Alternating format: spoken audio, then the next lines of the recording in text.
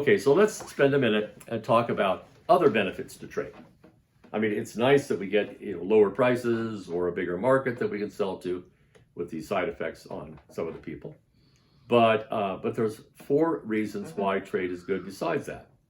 The first one is an increased variety of goods. I remember when I was living in Australia that I could get passion fruit and I could get kiwi fruit and other things because they were just growing on trees. Just pick the fruit and enjoy them. But America didn't have them. And so we started importing those, and now America can have those. And most of our bananas during certain times of the year come from other countries. Well, thank goodness, or we wouldn't have bananas, right? And so we get a wider variety of goods because we can draw on goods from all over the world and have a richer life. The second reason why trade is so good is because we're going to get lower costs through the economies of scale. Now, let me tell you a quick story about economies of scale. One day, there was a farmer, and he was a subsistence farmer, meaning he just barely got by. And he had a little house back in the woods somewhere along, maybe, 10 miles from town. And he had a small family, and he was trying to make it. Well, one day, the roof started leaking, and his kids and everybody started complaining that water was falling on their heads while they were sleeping. And he decided he better fix that roof. Well, he needed some nails. He didn't have any nails. So he decided, well, I better make some. So he went out to the hills around the area and he found some iron ore.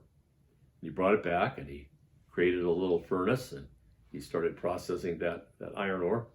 And eventually with an anvil and so forth, he was able to shape some little tiny nails. And he made about 100 of them, which is about what he needed. It took him about 3 or 4 days to make those 100 nails. And then he fixed his roof. Now, it so happens that upon finishing that, he discovered something about himself. He liked making nails.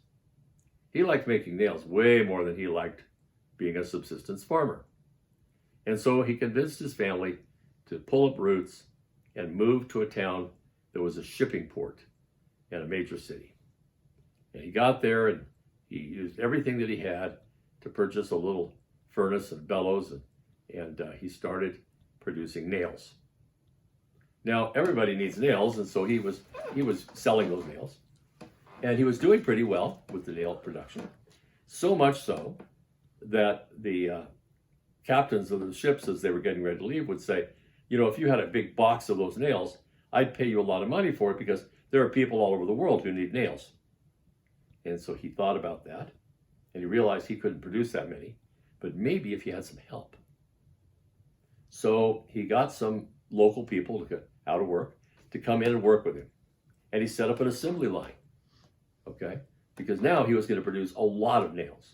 So he had one person working the furnace and another one working on the forms to pour the metal into, and another one to cut the wire, and then another one to attach the heads. And then he had a person who put them in the box and counted them. And they all went to work and boom, boom, boom, boom. Because they were producing so many, they could have specialization. And that specialization allowed them to create an economy of scale.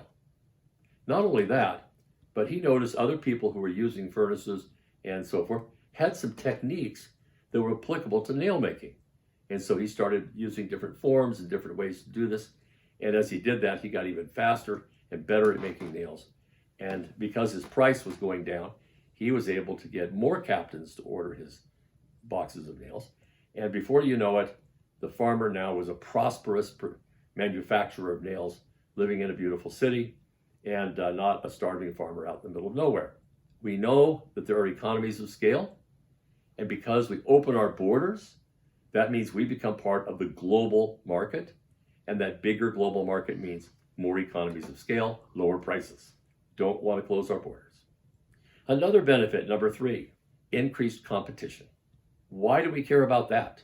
That sounds like one of those ruthless capitalist things. Well, increased competition has an effect on people's ambition and work effort and so forth. And the question to illustrate this then to you would be, how big was your high school in terms of students? Now, I've had students who said I had 35 students in my graduating class. Not very many. And at the same time, one said, well, we have 1,500 in my graduating class. And I asked them this question: who had the better football team? Well, the one with 35 says, well, I don't think we even had a football team. We couldn't put enough people together to play. That's right. And the one with the 1,800 students, oh yeah, we won state championship every other year. Why? What was the difference? The difference was that there was an increased level of competition, so the bigger school could pick better football players, and they were able to produce a better team. Now, the fourth benefit to trade, besides the price benefit, is greater innovation. You know, if a country has a small population, the likelihood of them having a Steve Jobs or a Bill Gates is going to be very small. But a big country like the United States, the likelihood of us having some entrepreneurs emerge is very high. So big countries have bigger markets, more people to choose from, and they're more likely to have innovation. But now we've said, well, what if the borders open up? Now it's like the world is an economy, right? And so somebody from a little tiny country might discover that they have some comparative advantage and start producing something, and greater innovation on the parts of these entrepreneurs will emerge, and we'll see more opportunities and more things that we can buy in the store and so forth. So these are the main benefits to trade.